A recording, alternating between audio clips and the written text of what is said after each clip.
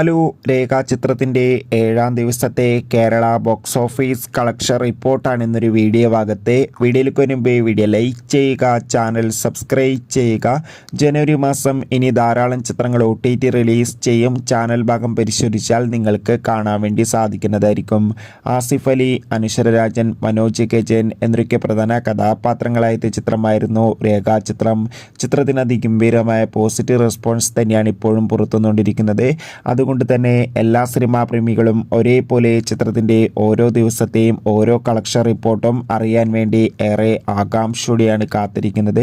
ചിത്രത്തിന് ഇന്നലെ 7ാം ദിവസവും കേരളത്തിൽ മികച്ചൊരു ബുക്കിംഗ് ആയിരുന്നു നടന്നത്. അതുകൊണ്ട് തന്നെ ഇന്നലെ മാത്രം ചിത്രത്തിന് 1 കോടിക്ക് മുകളിൽ തന്നെ കളക്ഷൻ നേടിയെടുക്കാൻ വേണ്ടി സാധിക്കുമെന്നാണ് ട്രാക്കിംഗ് റിപ്പോർട്ടുകൾ സൂചിപ്പിക്കുന്നത്. കാത്തിരിക്കാം ചിത്രത്തിൻ്റെ ഒഫീഷ്യൽ കളക്ഷൻ റിപ്പോർട്ടിനായി. ചിത്രം കണ്ടവരുടെ അഭിപ്രായം തീർച്ചയായും കമൻറ്റ് ബോക്സിൽ രേഖപ്പെടുത്തൂ. അടുത്തൊരു വീഡിയോയിൽ കാണും വരെ ബൈ.